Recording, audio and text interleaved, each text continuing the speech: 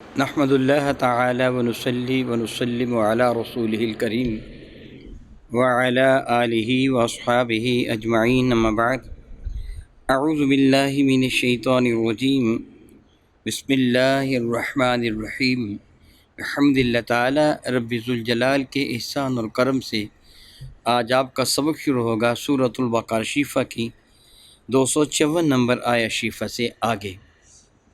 ملاحظہ کیجیے گا، اعوذ باللہ من الشیطان الرجیم بسم اللہ الرحمن الرحیم اللہ لا الہ الا هو الحی القیوم لا تأخذہ سنۃ ولا نوم لہ ما فی السماوات وما فی الارض من ذا الذی یشفع عنده الا بإذنہ يعلم ما بين أيديهم وما خلفهم ولا يحيطون بشيء من علمه إلا بما شاء وسع كرسيه السماوات والأرض ولا يعوده حفظهما وهو العلي العظيم۔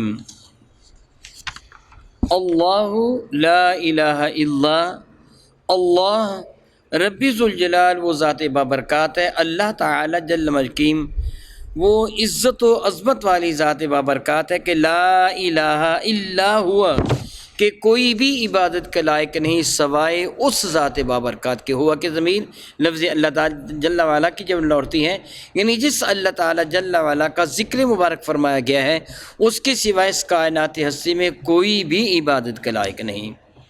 الحی، وہ حی ہے، خود زندہ ہے اور زندہ رکھنے والا ہے۔ قیوم، خود قائم ہے اور کائنات ہستی کو قائم رکھنے والا ہے۔ لا تأخذہ سنۃ، اس کو نہیں پکڑتی سنۃ۔ سنۃ اس کیفیت اور حالت کو کہا جاتا ہے جو نیند کے آنے سے پہلے انسان پر طاری ہوتی ہے۔ یعنی جب نیند آنے والی ہوتی ہے نا تو انسان کی کیفیت میں تھوڑی سی تبدیلی ہوتی ہے، اس کے اعضاء تھوڑے سے ڈھیلے ہو جاتے ہیں اور اس کا جی چاہتا ہے اب میں آرام کروں، جس کو آپ اونگ سے تعبیر تو کر سکتے ہیں، لیکن اونگ کا معنی تھوڑا سا آنکھیں بند کر کے جھک جانا ہوتا ہے، اس کو کہتے ہیں اونگ آ جانا، لیکن سنتن کا معنی ہوتا ہے وہ کیفیت، وہ حالت جو نیند کے آنے سے پہلے کسی انسان پر وارد ہوتی ہے۔ وہ اس کی چستی اور اس کی جو ہوشیاری چالاکی ہوتی ہے، فریشمنٹ ہوتی ہے، اس کو وہ ختم کر دیتی ہے۔ اس کے جسم میں وہ ایک ایسی حالت پیدا ہو جاتی ہے کہ اس کا جی چاہتا میں آرام کروں۔ رب کائنات جل وعلا کی جانب اس چیز کی نسبت بھی حرام ہے۔ لا تأخذہ سنۃ، نہ اس کے لیے کوئی سنۃ ہے، یعنی کوئی کمزوری، اور نہ اونگ، ولا نوم، اور نہ ہی نیند ہے۔ لہو، اسی کے لیے ہے، یعنی وہ مالک ہے، ما، ہر اس شے کا، فی السماواتی جو آسمانوں میں ہے، وما فی الارض، اور جو کچھ زمین کے اندر ہے، من، کون ہے، کس کی جرت ہے، من ذا الذی یشفع، کون ہے وہ کہ جو اس کے حضور کسی کی بھی سفارش کر سکے۔ ممکن ہی نہیں ہے کہ کوئی اس کے حضور کسی کی بھی سفارش کر سکے، عندہ، اس کے حضور، الا، سوائے اس کے، باذنہ، جس کو وہ اجازت مرحمت فرما دے۔ یعلم، وہ جانتا ہے، ما بین ایدیہم، جو ان کے آگے ہے، وما خلفہم، جو ان کے پیچھے ہے، پوری کائنات کی ہر شے سے واقف ہے۔ ولا یحیطون بشیء من علمہ، ممکن نہیں ہے، ولا یحیطون، اور نہیں احاطہ کر سکتے، گھیر سکتے، اپنے وہ ادراک میں لا سکتے، بشیء، کوئی بھی شے، من علمہ، اس کے علم سے، الا بما شاء، مگر اتنا ہی جتنا وہ چاہے۔ ان اس کے علم کا احاطہ غیر ممکن ہے، صرف اتنا ہی کسی کو علم ہے جتنا وہ عطا فرما دیتا ہے۔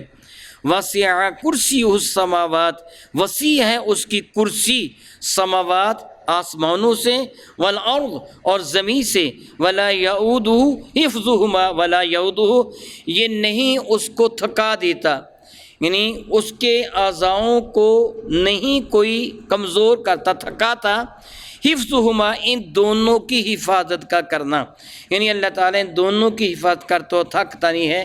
جس کا ذکر پہلے ہوا، کس کا ذکر؟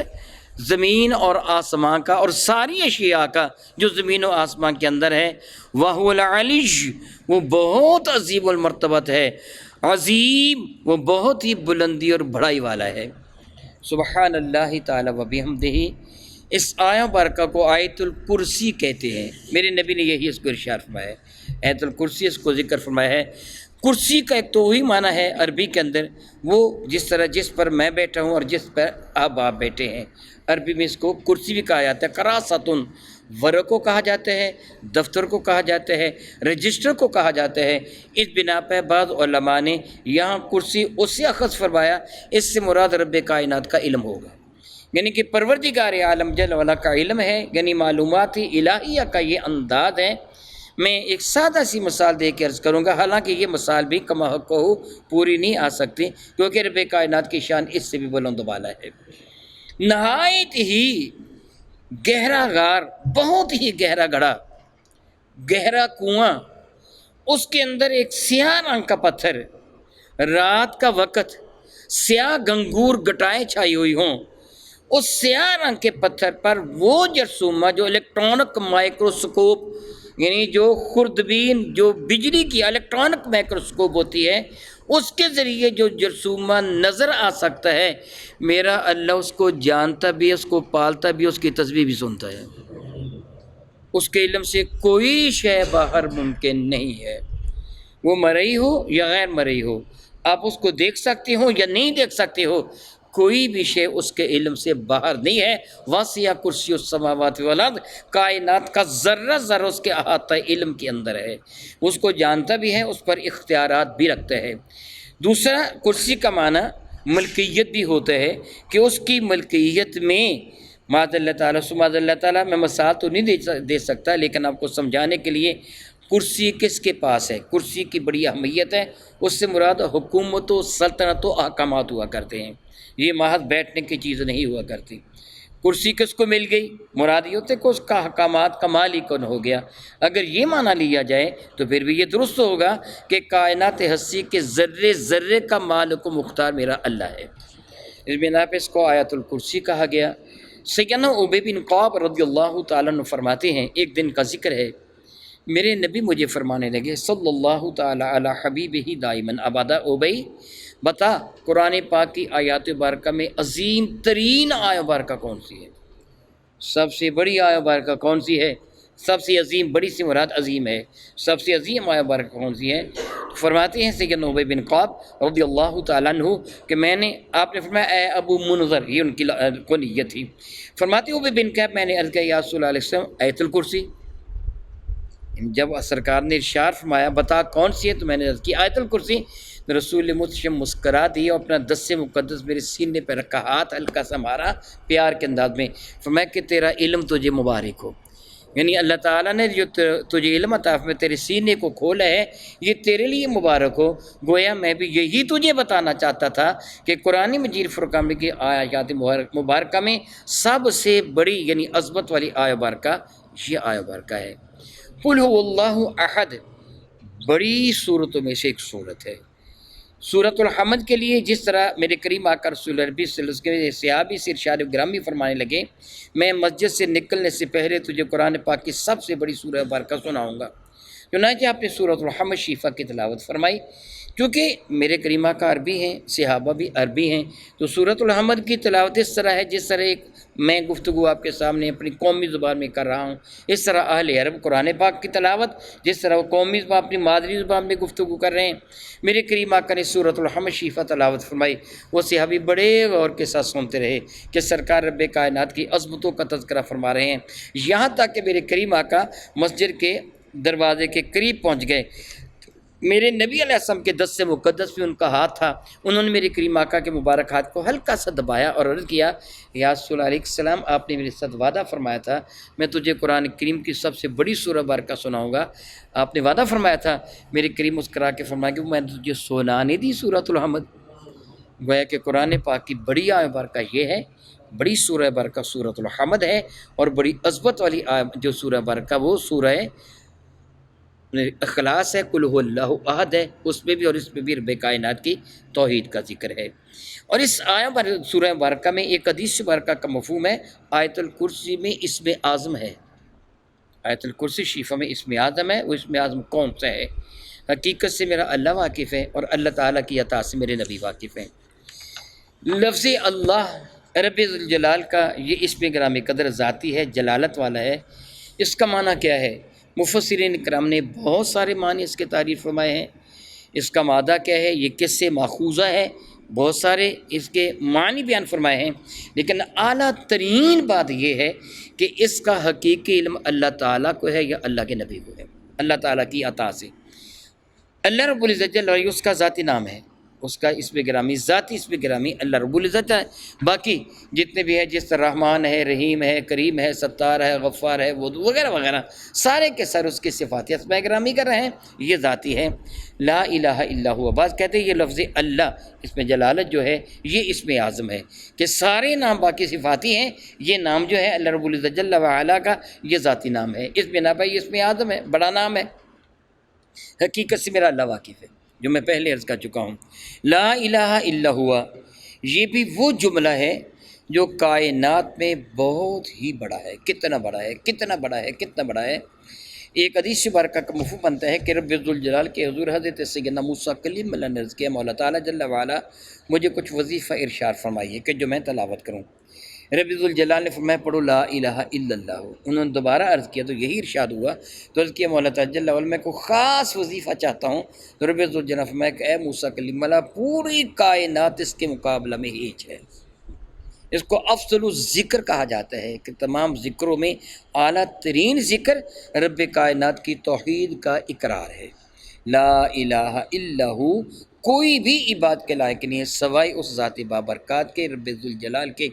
میرے اور آپ کے کریم آقا رسول عربی شفیع معظم رحمت عالم صلی اللہ علیہ وسلم کا ارشاد گرامی قدر ہے، من قال لا الہ الا اللہ فدخل الجنہ، جس نے صمیم قلبی کے ساتھ، سچے دل کے ساتھ یہ کلمہ پڑھ لیا لا الہ الا اللہ، مراد پورا کلمہ طیبہ ہے، میرے نبی کی رسالت کا انکار نہیں، معاذ اللہ تعالیٰ پورا کلمہ طیبہ ہے، جس سے کلمہ طیبہ پڑھ لیا وہ جنت میں داخل ہو گیا۔ ایک حدیث مبارکہ ہے، من آخر کلامہ لا الہ الا اللہ فدخل الجنہ، جس کا آخری کلام یہ کلمہ طیبہ ہو وہ جنت میں داخل ہو جائے گا۔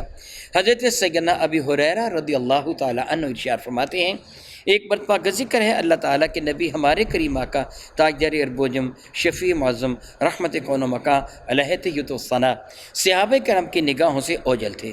صحابہ کرام آپ کی تلاش پہ نکلے، میں بھی آپ کی تلاش پہ نکلا۔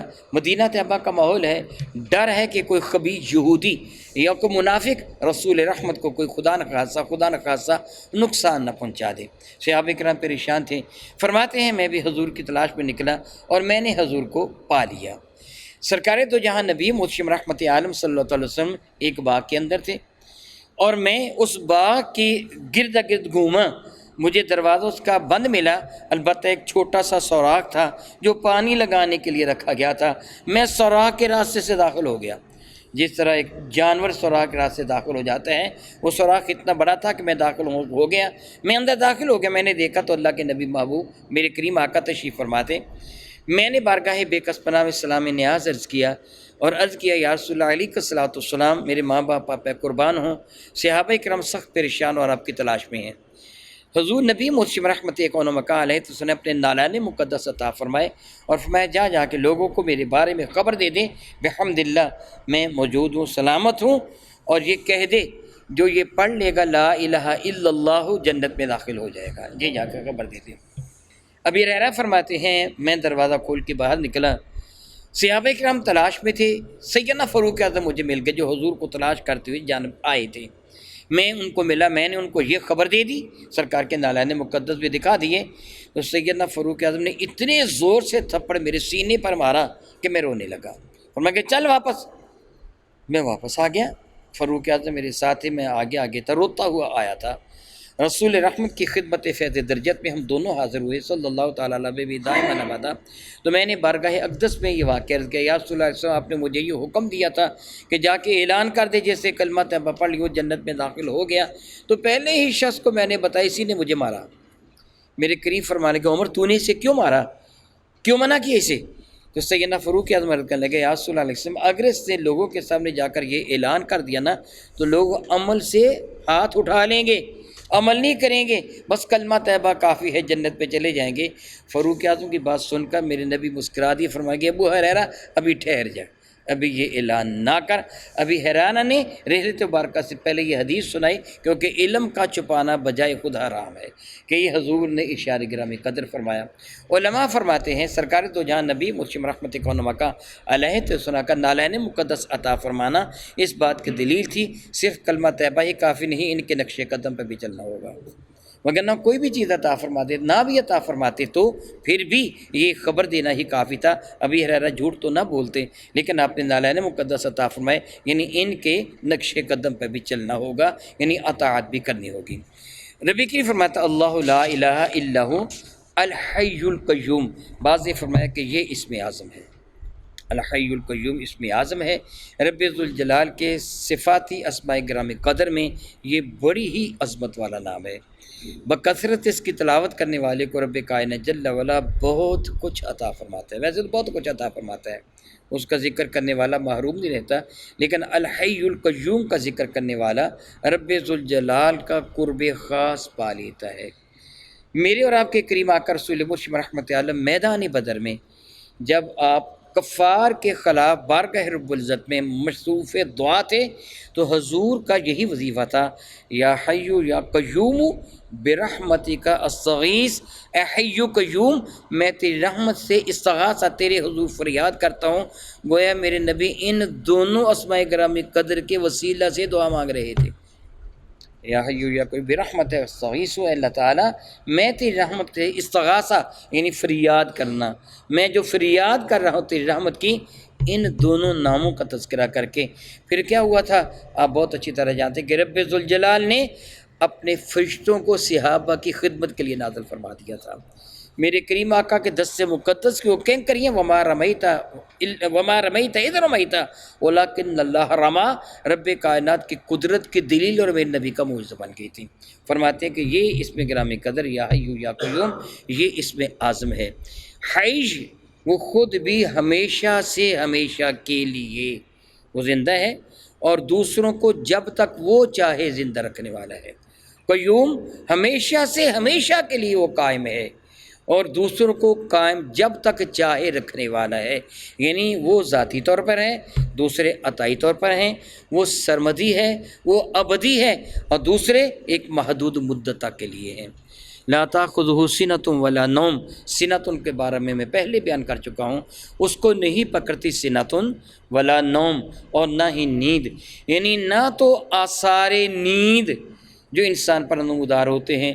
ہمیں نیند آتی ہے نا تو جمائیاں آتی ہیں، ہمارے جسم میں آکسیجن کی کچھ کمی ہو جاتی ہے، اس کمی کو پورا کرنے کے لیے ہماری طبیعت ہمیں مجبور کرتی ہے، ہم منہ کھول کر لمبا سا سانس لیتے ہیں، جس کو آپ اپنی زبان پنجابی میں اواسی لینا کہتے ہیں، جمائی جس کو اردو میں کہا جاتا ہے، جمائی لی جاتی ہے، یعنی لمبا سانس لیا جاتا ہے۔ دراصل انسان کا جسم چونکہ جس طرح پیاس لگتی ہے تو تمنا ہوتی ہے میں پانی پی لوں، آکسیجن کی کمی ہوتی ہے، تمنا ہوتی ہے کہ آکسیجن زیادہ میرے پھیپھڑوں میں آ جائے، تو پھر وہ جمائی لیتا ہے، لمبی سانس لیتا ہے، منہ کھول کر کے سانس لیتا ہے، لیکن اس آواز کا نکالنا میرے کریم آقا نے منع فرمایا۔ اور یاد رکھیے اگر کسی کو جمائی آ رہی ہو، علماء کرام فرماتے ہیں بلکہ حدیث مبارکہ مفہوم یہ شیطان کی طرف سے ہوتی ہے، کسی کو جمائی آنے والی ہو، یعنی وہ کیفیت آ رہی ہو جس سے جمائی آنے والی ہو، وہ اپنے ذہن میں رکھ لیں انبیاء علیہ السلام کو اللہ تعالی نے جمائی سے محفوظ رکھا، گویا میں ان کا غلام ہوں، ان کے صدقہ سے میری بھی حفاظت ہوگی، اسے جمائی نہیں آتی۔ جمائی وغیرہ آئے تو الٹے ہاتھ کو اپنے منہ پر رکھ لینا چاہیے، منہ کو کھلا نہیں رکھنا چاہیے۔ بہرحال میں بات کر رہا تھا وہ جو جمائی آتی ہے وہ انسان کی جو قوت ہوتی ہے اس میں کمی کی دلیل ہوتی ہے، نیند کی طرف اشارہ ہوتا ہے، یہ بھی اسی چیز میں شامل ہے، سنت میں شامل ہے، یعنی نیند سے پہلے کی کیفیت کا طاری ہونا۔ لا تاخذہ سنۃ ولا نوم، نوم کا معنی نیند ہے، اونگ آ جانا، سو جانا، لہو اسی کے لیے ہے، یعنی وہ مالک ہے، ما فی السماوات و ما فی الارض، سبحان اللہ تعالی و بحمدہ، سبحان اللہ تعالی و بحمدہ۔ کتنا ایک حسین انداز ہے رب کائنات کا اپنی توحید کے بیان فرمانے کا۔ کافر کوئی سورج کو، کوئی چاند کو، کوئی درختوں کو، کوئی پتھروں کو، کوئی دریاؤں کو، کوئی سمندروں کو، کوئی انسانوں کو، کوئی جانوروں کو پوچھتے تھے۔ میرا اللہ فرماتا ہے یہ سارے کے سارے میری ملکیت میں ہیں، میرے شریک کیسے ہو سکتے ہیں؟ یہ تو میری ملکیت میں ہے، میں ان کا مالک ہوں، میں ان کا خالق ہوں۔ تو جس کا مالک میں ہوں، جس کا خالق میں ہوں، وہ میرے برابر کیسے ہو سکتا ہے؟ میرا شریک کیسے ہو سکتا ہے؟ گویا اس جملہ نے تمام مشرکین کے ان عقائد باطلہ کی بڑے آسان انداز میں تردید فرما دی جو بھی ان کے اندر پائے جاتے تھے۔ لہو ما فی السماوات و ما فی الارض، وہ مالک ہے ان ساری چیزوں کا جو آسمانوں میں ہے، جو زمین میں ہے، کوئی بھی اس کی ملکیت سے باہر نہیں ہے۔ من ذا الذی یشفع عندہ الا باذنہ، کس کی جرأت ہے کہ اس کی حضور شفاعت کر سکے؟ کسی کی بھی، کوئی بھی سفارش نہیں کر سکتا، الا سوائے اس کے باذنہ کہ جس کو وہ اجازت دے دے۔ جس طرح بارہا میں یہ بیان کر چکا ہوں کہ اللہ کا ما بعد اور ما قبل ایک دوسرے کے برعکس ہوا کرتا ہے۔ لا الہ، کوئی بھی عبادت کے لائق نہیں، الا مگر اللہ، اللہ۔ جس طرح پہلا انکار کرنا فرض ہے، اسی طرح دوسرا اقرار کرنا بھی فرض ہے کہ پہلی نفی ہے، کوئی بھی عبادت کے لائق نہیں، پھر اثبات ہے مگر اللہ تعالیٰ، یعنی اللہ تعالیٰ ضرور عبادت کے لائق ہے۔ جس طرح پہلے کا بندہ کو انکار کر دے، کوئی بھی عبادت کے لائق نہیں، صرف یہ پڑھتا رہے کوئی بھی عبادت کے لائق نہیں، وہ بندہ کیا ہو جائے گا؟ کافر۔ اس نے اللہ تعالیٰ کا بھی انکار کر دیا، کہتا کوئی بھی عبادت کے لائق نہیں، کوئی بھی عبادت کے لائق نہیں، وہ کافر ہو جائے گا۔ اللہ تو ہے عبادت کے لائق۔ اسی طرح پہلے کا وہ ذکر ہی نہ کرے، کہے کہ میں اللہ کو عبادت کے لائق مانتا ہوں، لیکن یہ نہیں کہوں گا لا الہ، کوئی بھی عبادت کے لائق نہیں سوائے اللہ کے۔ اللہ بھی ہے تو دوسرے بھی ہوں گے، تو وہ بھی کافر ہوگا۔ نفی بھی ضرور کرنا ہوگی اور اثبات کو بھی ضرور ثابت کرنا ہوگا۔ اسی طرح شفاعت کی نفی بھی کرنا ہوگی اور بعد والے کی شفاعت کو ماننا بھی ہوگا۔ اگر بعد والا نہ مانو گے تب بھی کافر ہیں، اور کہو گے کہ ہر کوئی شفیع ہو سکتا ہے، جس طرح کافر کہتے تھے ہمارے بت بھی شفیع ہیں، وہ بھی کافر ہو جائے گا۔ کسی کی جرت نہیں رب کائنات کے حضور شفاعت کرنے کی، ہمارا ایمان ہے، مگر جس کو اللہ اجازت دے گا وہ ضرور شفاعت کرے گا، وہ میرے نبی ہیں سب سے بڑے جو ہمارا ایمان ہے۔ پھر ہمارے نبی کے فرق ناز پر تاج شفاعت سجایا جائے گا، پھر میرے نبی کے صدقہ سے پھر معلوم نہیں کتنے شفاعت کریں گے۔ قرآن کریم بھی شفاعت کرے گا، رمضان المبارک بھی شفاعت کرے گا، حجر اسود بھی شفاعت کرے گا، حتیٰ کہ مسلمانوں کے وہ چھوٹے بچے جو فوت ہو گئے وہ بھی شفاعت کریں گے۔ ربی کریم فرماؤ گے مگر سارے کے سارے کس طرح کریں گے؟ اللہ کے اذن سے، اللہ کی اجازت سے۔ یہ اذن دو طرح کا ہوگا۔ اذن ملتا کس کو ہے شفاعت کے لیے، یعنی کس کو اجازت ملتی ہے، ایک یہ ہے، کس کے لیے ملتی ہے دوسرا یہ ہے۔ یعنی شفاعت کی اجازت ملے گی اللہ کے محبوبوں کو، ملے گی ایمان والوں کے لیے، کسی کافر کی سفارش نہیں ہوگی، کسی ایسے کو اجازت نہیں ملے گی جو اللہ کا محبوب نہیں ہے۔ اجازت اللہ دے گا اور ایمان والوں کے لیے عطا فرمائے گا۔ یہی ہے عقیدہ اہل سنت، اور یہی حدیث مبارکہ اور قرآن مجید فرقان سے ثابت ہے۔ رب ذوالجلال فرماتا ہے یعلم ما بین ایدیہم وما خلفہم، پوری کائنات کے آگے پیچھے جو گزر چکا ہے، جو آنے والا ہے، جو موجود ہے، میرا اللہ سب کچھ ہی جانتا ہے، کیونکہ مالک جو ہوا، جو گزرا ہے وہ بھی اس نے گزارا ہے، جو آئے گا وہی لے کے آئے گا، جو موجود ہے اسی کے کنٹرول میں ہے، گویا وہ جانتے ہیں۔ وَلَا يُحِيطُونَ بِشَيْءٍ مِّنْ عِلْمِهِ إِلَّا بِمَا شَاءَ، اور کوئی بھی شے اس کے علم کا احاطہ نہیں کر سکتا، بعض نے کہا اس کے علم سے باہر نہیں، اللہ بما شاء، مگر جس کو چاہے۔ اس سے مراد یہ نہیں کہ کوئی شے اس کے علم سے باہر ہے، بلکہ حق یہ ہوگا علماء کرام کے نزدیک، اس کا معنی یوں کیا جائے گا کہ کوئی بھی اللہ تعالیٰ کے علم کا احاطہ نہیں کر سکتا مگر اتنا ہی جتنا وہ چاہے، جس کو جتنا وہ عطا فرما دے۔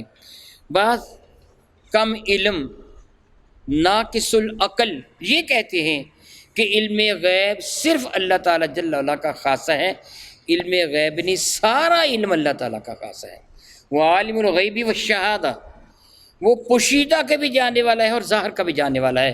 ہمارا عقیدہ یہ ہے وہ جس کو جتنا چاہے عطا فرما دے، وہ جس کو جتنا چاہے۔ میں نے جتنی باتیں کی ہیں جو گفتگو کی ہے یہ علم کی بنا پہ کی ہے، یہ علم میرا ذاتی نہیں ہے، میرے رب کی عطا سے ہے۔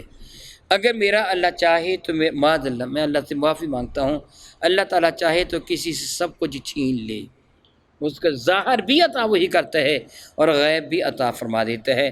ظاہر عام لوگوں کو عطا فرما دیتا ہے، غیب ان کو عطا فرماتا ہے جن کو وہ چن لیتا ہے۔ عالم الغیبی فلا یظہر علی غیبہ الا من ارتضی، وہ عالم الغیب ہے اور غیب صرف اس کو عطا فرماتا ہے جس کو چن لیتا ہے، جس سے راضی ہے۔ جو ظاہر کا علم ہے وہ سب کو عطا فرما دیتا ہے، لیکن وہ جو غیب کا علم ہے وہ صرف اسے عطا فرماتا ہے۔ تو کتنا عطا فرماتا ہے؟ الا بما شاء، جتنا وہ چاہتا ہے اتنا عطا ہوتا ہے۔ یہ کہ کہے کہ سارے کا سارا ممکن نہیں ہے، کسی ممکن ہی نہیں ہے۔ میں اللہ سے معافی مانگتا ہوں، آپ تو میرے علم کو ماپ نہیں سکتے، آپ میرے علم کو نہیں، آپ کی جرت نہیں کہ آپ میرے علم کو ماپیں، حالانکہ میں تو صحابہ کرام کے غلاموں کے پاؤں کی خاک کے برابر بھی نہیں ہوں، تو کسی صحابی کے علم کون ماپے گا؟ پھر میرے نبی کے علم کا کیا کہنا؟ یعنی نہیں ماپا جا سکتا۔ کتنا ہے میرا اللہ جانتا ہے، وہ جانتے ہیں جن کو عطا فرمایا گیا۔ وسع کرسی السماوات، میں لفظ کرسی کی بھی تھوڑی سی تشریح پہلے کر چکا ہوں۔ اس کی کرسی، اس کا علم، اس کے اختیارات، اس کی قدرت وسیع ہے زمین و آسمان پر، سارے اس کی قدرت کے تحت ہیں۔ یہ نظام کائنات وہ چلا رہا ہے، اور میں تھوڑی دیر زیادہ بولوں گا میں تھک جاؤں گا، میں زیادہ دیر کھڑا رہوں گا میں تھک جاؤں گا۔ آپ کی بھی یہ حالت ہے، دن رات کام کرنے والا ایک دن کا لے گا، 2 دن کا لے گا، پھر تھکاوٹ آ جائے گی۔ رب کائنات نے کب سے کائنات کو تخلیق فرمایا، کب تک موجود ہے، میرا اللہ فرماتا ہے کہ مجھے تھکاوٹ نہیں ہوتی ہے۔ اس کائنات سے وہ سبحان ہے ذات، اس کی جانب کمی بیشی کی نسبت کرنا کفر ہے۔ ارشاد گرامی قدر فرماتے ہیں میرا اللہ کہ ولا یعودہ حفظہما، اس پر بھاری نہیں ہے ان دونوں کی حفاظت کا کرنا، وہ تھکتا بھی نہیں ہے، اکتاتا بھی نہیں ہے، اس کو پریشانی بھی نہیں ہے، اور معاذ اللہ تعالیٰ سے اس کے اختیار سے بھی باہر نہیں ہے۔ وَهُوَ الْعَلِيُّ الْعَظِيمُ، اب ذکر فرمایا وہ بڑی عزتوں والا ہے، بڑی عظمتوں والا ہے، بہت بلند والا ہے، بہت ہی اعلیٰ ہے، وہ ذو الجلال والاکرام ہے، زبردست قوتوں والا ہے، زبردست شان والا ہے، وہ عظمتوں والا ہے۔ میرے کریم آقا رسول عربی سے سیدنا علی المرتضیٰ کرم اللہ وجہ کی روایت کرتے ہیں، جو بندہ ہر نماز کے بعد پابندی کے ساتھ آیت الکرسی شفا کی تلاوت کرتا ہے، اس کے اور جنت کے درمیان اتنا فاصلہ رہتا ہے، ادھر اس کی آنکھیں موت بند کرتی ہوتا ہے، جنت کا دروازہ کھلا ہوتا ہے۔ ایک حدیث مبارکہ کا مفہوم یہ بنتا ہے، آیت الکرسی پڑھنے والا خود بھی اور اس کے گرد نواح والے اس کے ہمسائے بھی شیطان لعین کے شر سے محفوظ رہتے ہیں۔ طویل حدیث مبارکہ صحیح بخاری شریف میں حضرت سیدنا ابی ہریرہ سے مروی ہے، خلاصہ اس کا یہ ہے کہ حضور نے جو ایک بہت بڑے زکوٰۃ کے یا فطرانے کے یا مال کے پاس سے ابی ہریرہ کی ڈیوٹی لگائی تھی، شیطان 3 دن راتیں تک آتا رہا تھا، ہر مرتبہ ذلیل و رسوا ہوتا رہا، بالآخر اس نے اقرار کیا تھا۔ اس کے اس اقرار کی میرے نبی نے تائید فرمائی تھی، اس سے یہ کہا تھا کہ جب تم آیت الکرسی پڑھ لو گے شیطان تمہارے پاس نہیں آئے گا۔ میرے نبی نے ابی ہریرہ سے فرمایا تھا ہے وہ بڑا جھوٹا لیکن بات بڑی سچی کر گیا۔ بالکل اسی طرح ہے، یعنی آیت الکرسی پڑھنے والا ابلیس سے لعین کے شر سے اللہ کی رحمت کے ساتھ محفوظ و معمور رہتا ہے، وہ بچا ہوا رہتا ہے۔